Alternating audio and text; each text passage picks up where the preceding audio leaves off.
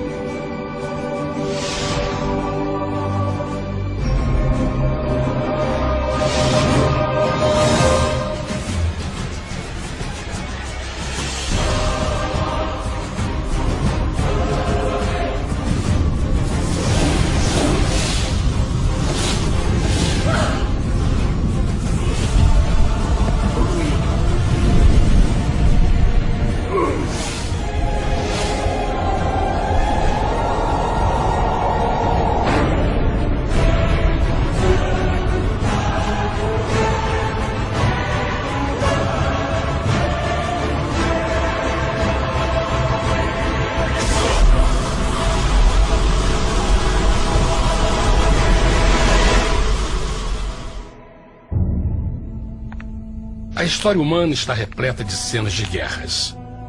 E todas as pessoas já experimentaram conflitos. Mas para entender a origem do mal, devemos viajar ao passado para a Primeira Guerra do Universo. Porque esta guerra não aconteceu na Terra. Antes que o nosso mundo existisse, houve uma guerra no céu. Mesmo as palavras guerra no céu soam como uma contradição. É quase inimaginável para nós que pudesse haver batalhas e conflitos entre as criações de Deus no paraíso. O que pode ter causado este conflito celestial? Graças a um livro antigo chamado Bíblia, temos detalhes suficientes para poder juntar as peças e desatar os nós. Mesmo que trágica, é uma extraordinária e bela história de amor que vai desde o princípio dos tempos até tocar pessoalmente a você, a mim e a cada indivíduo na Terra. Nossa história começa há muito tempo atrás na capital do universo. Em um lugar chamado Céu, que estava repleto de seres angelicais que amavam fazer a vontade de Deus.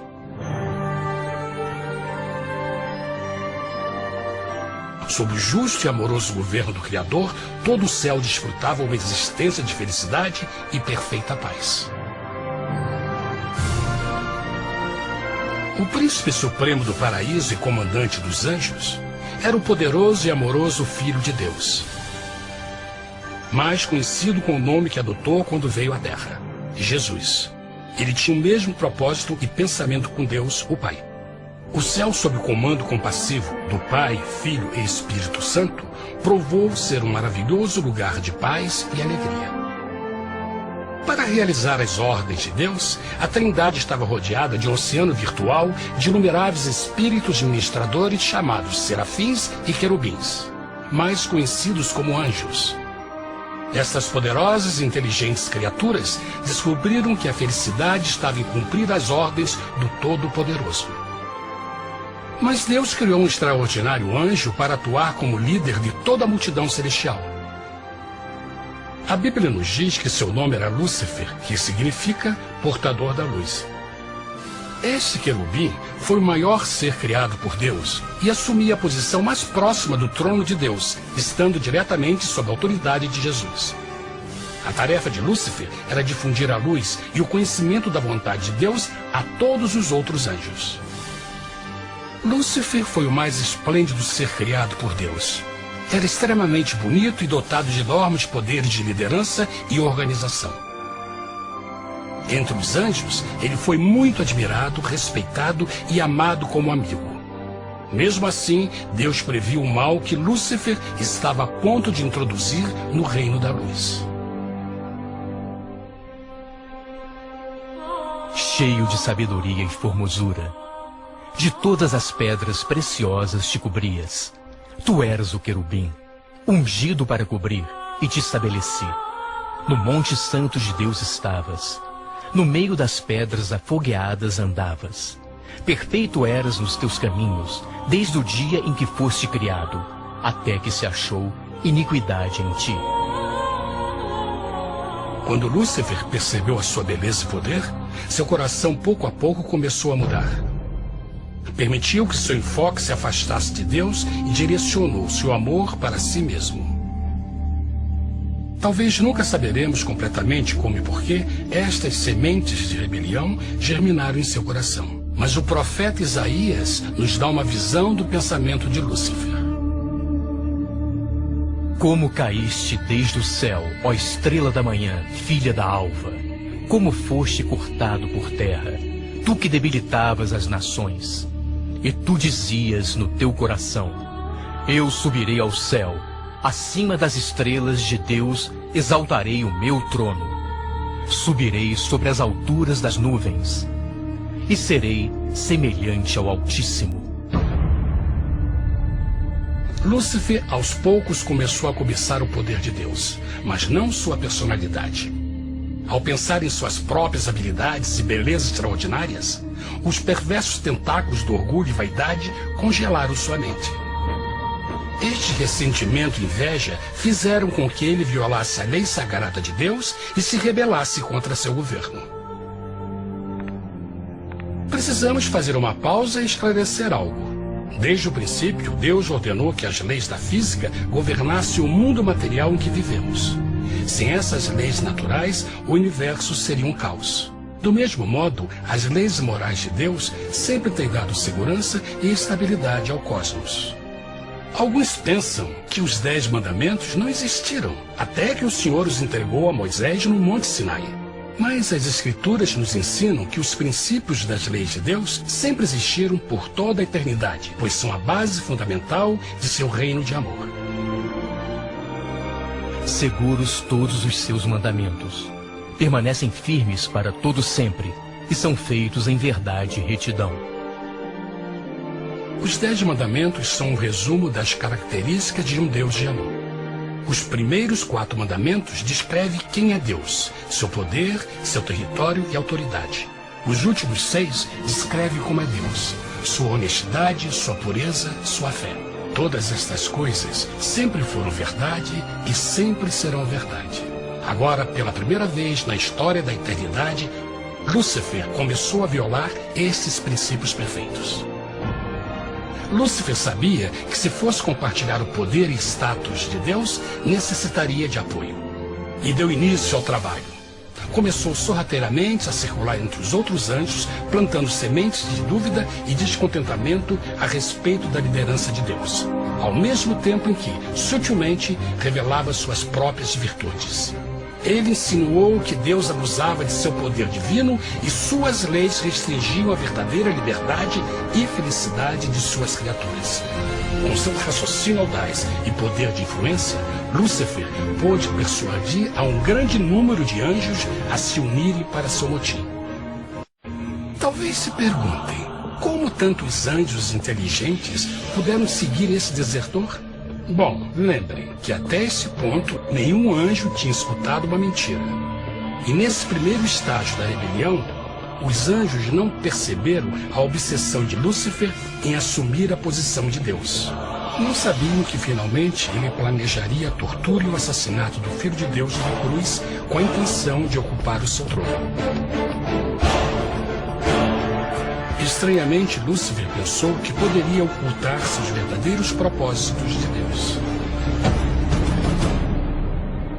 Ai dos que querem esconder profundamente o seu propósito do Senhor e fazem as suas obras às escuras e dizem: quem nos vê e quem nos conhece? Não pense nem por um momento que a rebelião de Lúcifer surpreendeu Deus e o pegou desprevenido. O Senhor sabe de todas as coisas e os pensamentos de suas criaturas. Ele entendia exatamente o que estava se passando pela mente de Lúcifer. E piedosamente Deus advertiu o desgarrado anjo do perigo. Mas no final, o orgulho e a vaidade não permitiram que Lúcifer se arrependesse. Então, iniciou a rebelião total contra Deus em vez da humilde obediência. Alguns podem perguntar: isso significa que Deus criou um anjo defeituoso? Não, mas ele criou Lúcifer com livre-arbítrio. Verão que o livre-arbítrio é uma coisa maravilhosa, mas também muito perigosa, incluindo o risco de uma rebelião e a possibilidade de que o amor de Deus seja rejeitado. Vejam que o amor real não pode vir de uma criatura pré-programada e não pode ser forçado. Deve ser voluntariamente dado. Por exemplo, mesmo que seja bonito este cachorro robô, na verdade, nunca poderá amar-me. Posso fazer que pareça que me ame, mas só estará seguindo instruções pré-programadas. Não tem opção. Por outro lado, este pequenino está realmente feliz em ver-me. Ele decidiu dar-me seu afeto. E com o tempo, nossa relação se fará mais forte, enquanto eu ame e cuide bem dele. Do mesmo modo, um Deus de amor só quer amor verdadeiro de suas criaturas. E para que isso aconteça, elas precisam ter o livre-arbítrio. A rebelião de Lúcifer é a maior evidência de que ele tinha esta liberdade. Agora, a grande pergunta é: como Deus enfrentaria esta crise? Como lidaria com Lúcifer e com os milhões de anjos que se uniram nessa rebelião? Muitos questionam por que Deus não acabou imediatamente com a rebelião. Afinal, ele poderia facilmente vaporizar Lúcifer com um raio.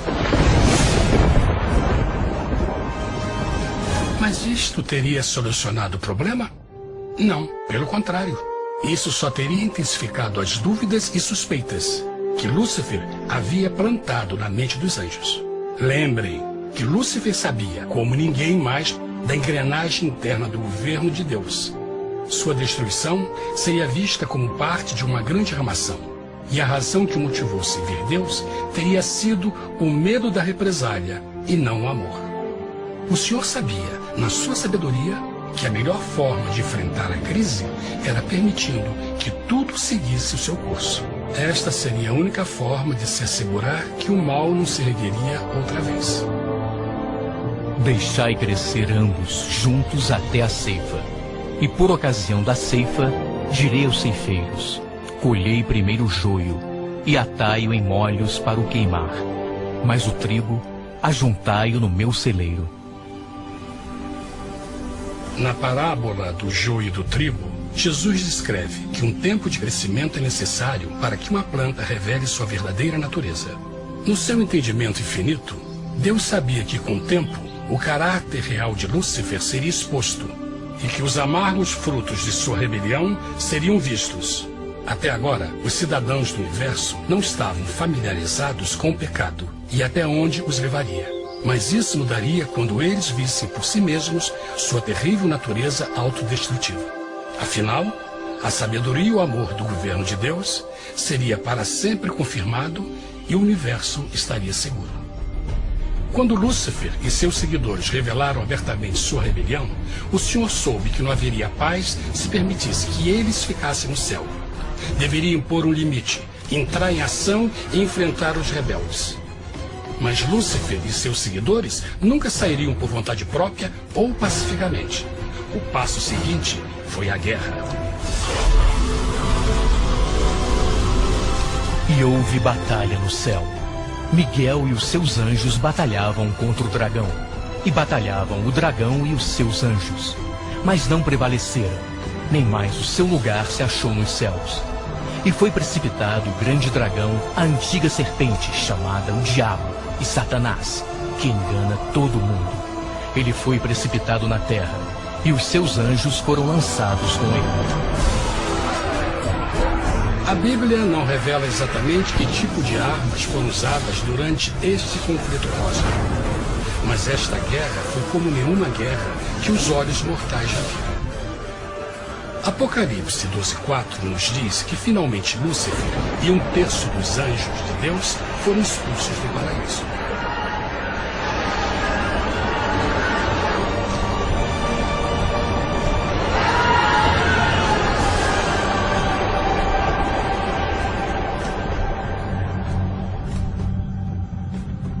Mas e agora? Lúcifer tinha milhões de anjos ao seu lado, mas precisava de um pedaço de chão para continuar sua rebelião. Rápido, muito rápido, o universo começou a entender o quão doloroso e caro o pecado poderia chegar a ser. Mas a guerra não tinha terminado, apenas começava.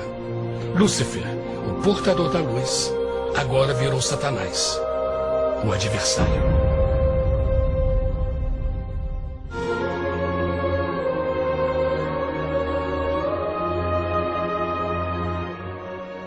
Depois da guerra no céu, Satanás e seus anjos caídos foram expulsos da corte de glória.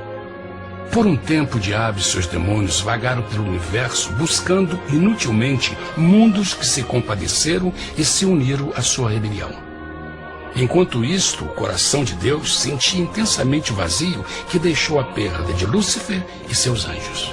Então o Pai, o Filho e o Espírito Santo retomaram o seu trabalho favorito, o maravilhoso trabalho da criação. Decidiram fazer um mundo novo, pleno, com muita variedade e diversas criaturas de amor. Este novo mundo seria único, porque as criaturas principais seriam feitas à imagem de Deus. Para eles, o Senhor também daria o domínio deste planeta novo, que conhecemos como Terra.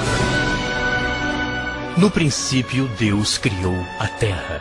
E viu Deus tudo quanto tinha feito, e eis que era muito bom. Que imagem maravilhosa! Deus forma um novo mundo, nosso planeta, Terra. E em cada maravilhoso dia da criação, algo novo e espetacular começa a fazer parte da cena. Por exemplo, no terceiro dia, Deus falou e uma linda e exuberante vegetação fez parte da existência. Plantas de todas as cores, formas e tamanhos. No quinto dia, o mundo estava repleto de espantosas e exóticas criaturas, que podiam tanto se elevar aos céus como deslizar pelas águas azuis. E outras podiam fazer as duas coisas.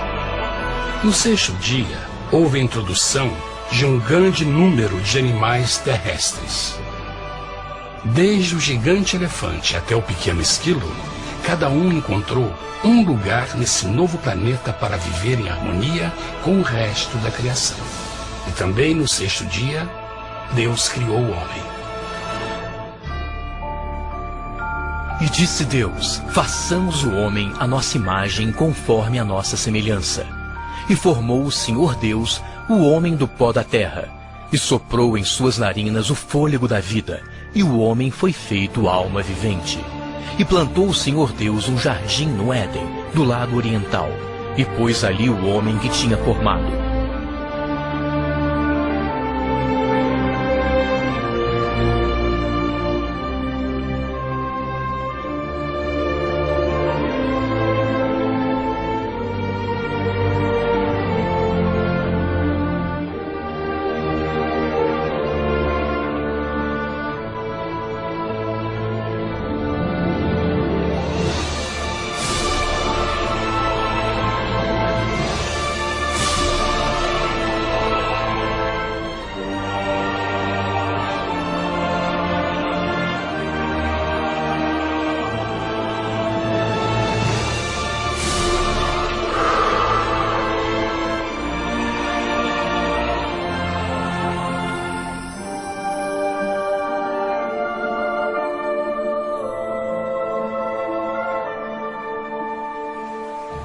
Mas que grande honra ser criado à semelhança de Deus, ser um indivíduo com liberdade de pensamento. No princípio, o homem não percebia a sua nudez. Provavelmente porque antes do pecado ele estava vestido de glória e luz.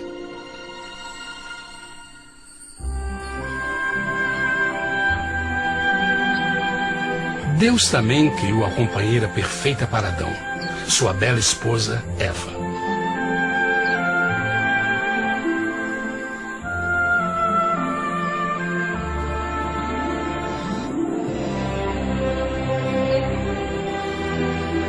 O feliz casal foi colocado em um magnífico jardim perfeitamente projetado para aumentar sua felicidade. Para Adão e Eva e as outras criaturas da terra, também foi dado o privilégio divino de procriar a sua própria imagem.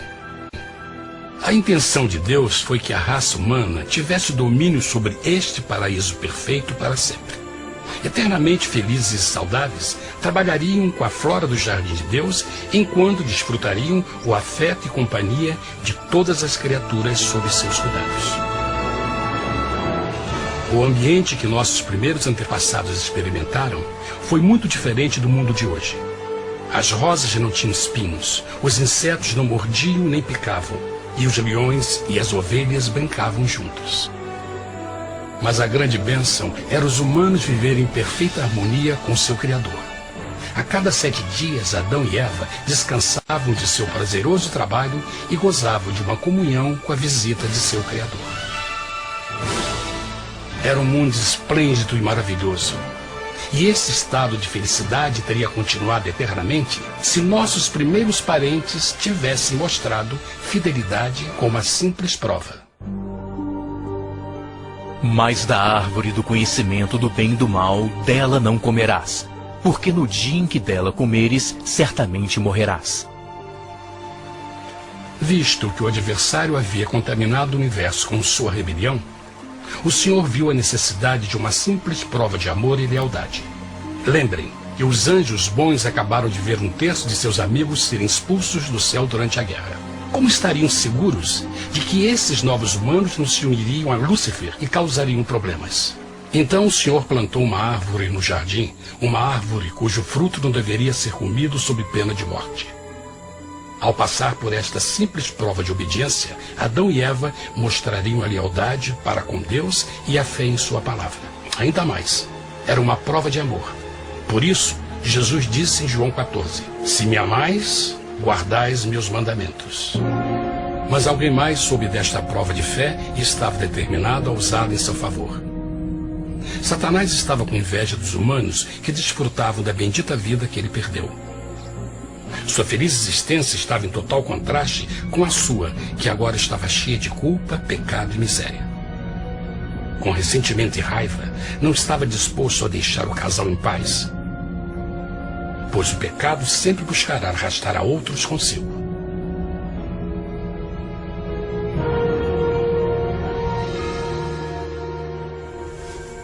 Então um dia, quando Eva estava concentrada em seu agradável trabalho, se viu sozinha e muito perto da árvore proibida. Foi quando Satanás viu sua oportunidade. Através de uma serpente hipnotizante, o anjo caído chamou Eva até a árvore e a envolveu em uma conversação.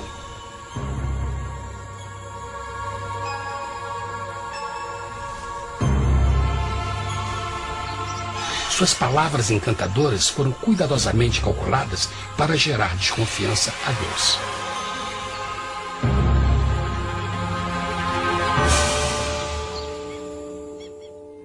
A serpente replicou à mulher, de modo algum morrereis. Deus sabe que no dia em que dele comerdes, vossos olhos se abrirão, e sereis como Deus, conhecedores do bem e do mal. A mulher notou que a árvore era boa para comer, pois era atraente aos olhos e desejável para alcançar sabedoria. Colheu o seu fruto e comeu. Deu também ao seu marido, que comeu assim como ela. Tragicamente, quando Eva escutou a suave e sedutora voz do tentador, começou a ter certas dúvidas da palavra de Deus. A serpente enganou-o com a promessa de grande poder e sabedoria. Isso chamou sua atenção. Além disso, aparentemente um fruto deu à serpente a habilidade de falar. Que outros poderes poderia dar a ela? E mesmo tendo acabado de conhecer a serpente, ela confiou em sua palavra acima da de Deus, quem a criou, e lhe deu um paraíso para viver. Então Eva comeu o fruto proibido e convenceu seu esposo a fazer o mesmo. Adão poderia ter escolhido ser fiel a Deus, mas colocou seu amor pela esposa acima do seu amor por Deus. Quando os nossos primeiros parentes mostraram lealdade ao inimigo, o domínio da terra foi tomado por Satanás. Não sabeis que vos oferecendo a alguém para lhe obedecer, vos tornais escravos daquele a quem obedeceis? Ninguém pode servir a dois senhores. Este mundo agora seria o último campo de batalha entre o bem e o mal, e o coração de cada homem e mulher seria o prêmio. Adão e Eva não se deram conta desse tempo, mas seu momento de desconfiança e desafio abriria as comportas do sofrimento de milhões de pessoas durante milhares de anos.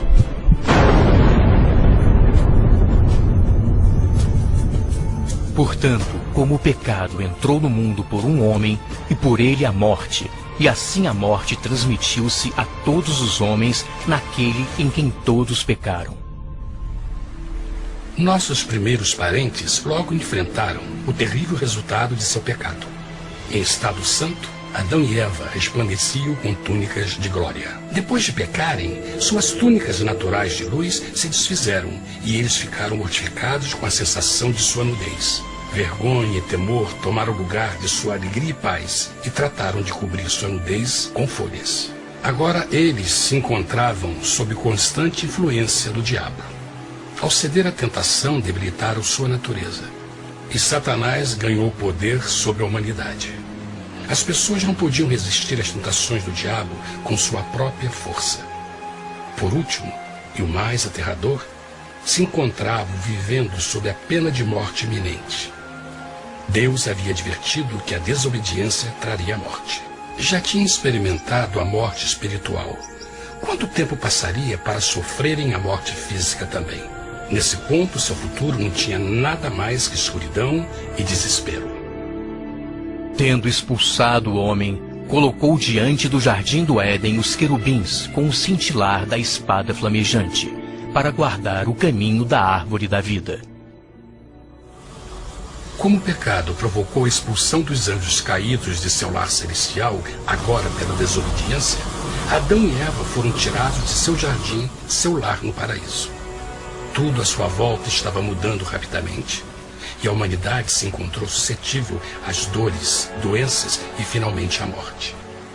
Até os animais e plantas estavam infectados pela terrível maldição. Os espinhos e cardos agora pareciam árvores e flores, e os animais que antes eram gentis começaram a se matar e a devorar uns aos outros. O pior resultado foi que o pecado separou a humanidade de Deus. Mas vossas iniquidades cavaram um abismo entre vós e vosso Deus. São vossos pecados que ocultaram de vós sua face, para não vos escutar. Na criação, foram dados a Adão e Eva a honra de falar com os anjos, e até com o Filho de Deus cara a cara. Mas Deus é tão puro e santo que nenhum mal pode existir na sua presença. Agora que os primeiros humanos tinham pecado, Deus afastou sua santa presença deles para a sua própria proteção. O pecado tinha queimado uma parte da alma do homem que já não podia ver a dimensão espiritual. Deste momento em diante, a comunicação com o céu seria limitada. Mesmo com todas estas maldições caindo sobre Adão e Eva, o coração do Senhor se encheu de compaixão.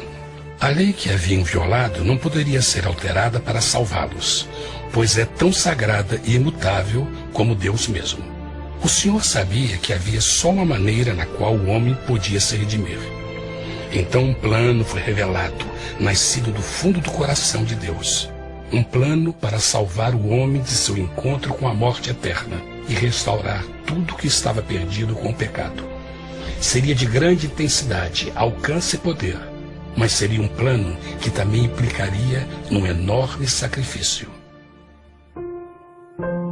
O amor de Deus para conosco se manifestou por ter enviado ao mundo seu Filho unigênito, a fim de vivermos por ele. Nisso consiste o amor, não em termos nos amado a Deus, mas em ele nos ter amado e enviado seu Filho para se sacrificar por nossos pecados. As Escrituras claramente ensinam em Romanos 6:23, o custo do pecado é a morte. A lei violada demandava a vida do pecador e só tinha um em todo o universo qualificado como substituto da humanidade. O Criador só podia pagar a dívida de suas criaturas tomando seu lugar. Então Jesus Cristo, o Filho de Deus, concordou em deixar a pureza, glória e segurança do céu. Ele viria para morrer em nome do homem em seu malvado e renegado planeta. Ele nasceria como um inocente e indefeso bebê, suportaria uma vida de dor e vergonha e mesmo assim viveria uma perfeita e vitoriosa vida. Finalmente, ele teria uma morte humilhante para poder ser o substituto da humanidade caída. Por seu sacrifício, a humanidade incrivelmente receberia uma nova oportunidade de ter a vida eterna. Seu sangue seria o resgate para um mundo raptado por Satanás. Este maravilhoso plano de redenção foi graficamente ilustrado no sistema de sacrifício de animais ordenado por Deus depois da queda do homem. O Senhor tinha avisado Adão e Eva que iriam morrer no dia em que comessem do fruto proibido. E como que permaneceram vivos? A Bíblia nos diz que imediatamente depois do pecado, Deus providenciou roupas na forma de peles de animais. É bom notar que o Apocalipse se refere a Jesus Cristo como a ovelha que foi morta desde o princípio do mundo. Isso indica que uma ovelha foi sacrificada no mesmo dia para prevenir suas mortes imediatas. Pela fé, neste sacrifício, suas mortes foram simbolicamente transferidas deles para a criatura inocente. A ovelha certamente era a representação de Jesus. Assim, um raio de esperança foi dado em uma situação de escuridão e desespero. Através do arrependimento e a fé no sangue do Messias, qualquer humano poderia uma vez mais ser filho de Deus. Mas mesmo com este grande plano para a humanidade, Satanás ainda tinha o domínio da terra. E a vida na terra não estava fácil. No mundo haveis de ter aflição, mas coragem, pois eu venci o mundo. Naturalmente, muitos se perguntam, como um Deus amoroso e poderoso permite dores e sofrimentos no nosso mundo atual? Mas está claro desde o Gênesis que Deus nunca quis que nós tivéssemos o conhecimento da dor dessa vida. Quando o mundo saiu das mãos de Deus, a terra era um maravilhoso paraíso. Foi o pecado de Adão e Eva que deu a Satanás o direito de assumir o controle deste planeta. Devido à sua trágica eleição, o diabo e seus súditos ganharam o poder de tentar e atormentar os humanos, introduzindo a doença, a dor e o sofrimento. Talvez fosse melhor perguntar: por que Satanás não tem o controle total da humanidade? A resposta é Jesus Cristo. Talvez já perceberam que a morte de Jesus na cruz deu a cada um de nós a oportunidade de sermos salvos, mas na verdade fez muito mais do que isso. Quando o Salvador ofereceu sua vida para redimir a terra, esse ato poria restrições ao controle de Satanás sobre a humanidade. Satanás não poderia forçar nossa vontade e seu poder de nos ferir seria limitado. O sacrifício de Cristo também nos trouxe um tempo de prova, durante o qual poderíamos ver a diferença entre o governo de Deus e o de Satanás, e então decidir a quem servir.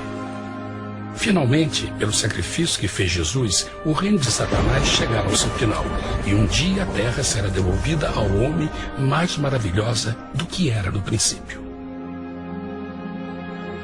Mesmo Adão e Eva tendo começado suas vidas como exilados do paraíso, ainda tinham esperança. Deus providenciou peles de animais sacrificados para se cobrirem. Mas o mais importante, Ele prometeu o sangue do Cordeiro de Deus para pagar por seu pecado, se aceitassem Cristo e se arrependessem. Uma grande pergunta permanece: as pessoas aceitaria o grande presente de Deus? Como escaparemos se agora desprezarmos a mensagem tão sublime da salvação? A incrível história que acabaram de escutar é verdade e afeta vocês. Pois, pelo desejo de Satanás de ser Deus e a desconfiança e desobediência de Adão e Eva, todos nós nos encontramos em uma situação perigosa. De um lado, a humanidade foi grandemente favorecida por Deus com uma segunda chance de recuperar nosso lugar no Éden. Por outro lado, se nós desistirmos de aproveitar esta grande chance, nos tornaremos escravos de Satanás e finalmente seremos destruídos quando Deus limpar o universo do pecado. Amigos, não há melhor hora de fazer sua escolha por Jesus do que agora mesmo. Nenhum de nós sabe quanto tempo mais teremos que viver nesta terra. Jesus nos tem mostrado grande interesse no seu bem-estar e seu amor por vocês o levou a providenciar uma maneira de escaparmos de uma futura destruição. Ele quer que você o aceite e se arrependa de seus pecados. Através de Cristo, pode encontrar o perdão para tornar-se como Ele em caráter. A triste notícia é que Satanás atua de todas as formas possíveis para evitar que aceite o presente da salvação de Deus. Devido à nossa rotina da vida, o amor ao dinheiro ou alguma outra distração fascinante, ele trabalha para manter a todos ocupados e afastados do que, na realidade, mais importa, sua salvação eterna. Para que entendam a realidade da situação e que se você não escolhe a Jesus por omissão, está escolhendo a Satanás. Mesmo que a terrível escolha de Adão e Eva nos traga morte e miséria, vocês agora podem tomar uma melhor decisão.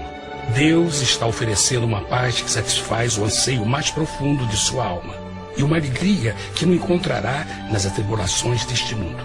O desejo que tem o coração de Deus é que seja salvo e esteja com Ele no paraíso. Mas o único que pode mantê-lo fora do céu é você.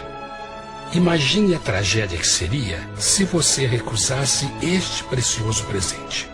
Você pode decidir hoje e aceitar a salvação que Deus prometeu. Na verdade, nesse momento, pode aceitar a vida eterna através de Jesus Cristo. Posso convidá-lo para que acompanhe agora mesmo em uma simples oração, aceitando sua maravilhosa oferta? Por favor, repita depois de mim. Querido Pai Celestial, venho a Ti agora e humildemente pedir Teu perdão. Senhor, confesso que sou um pecador e violei Tua santa lei. Entendo que a pena por esse pecado é a morte. Acredito que Jesus Cristo sofreu e morreu na cruz para receber o castigo por todos os nossos pecados.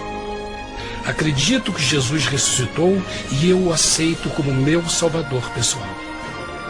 A partir deste momento em diante, Te dou o meu coração e eu o aceito como o Senhor da minha vida. Por favor, perdoa todos os meus pecados e envia Teu Espírito para ajudar-me a fazer a Tua vontade. Te agradeço por Teu grande amor e aceito Teu presente da vida eterna. E eu oro tudo isso em nome de Jesus. Amém.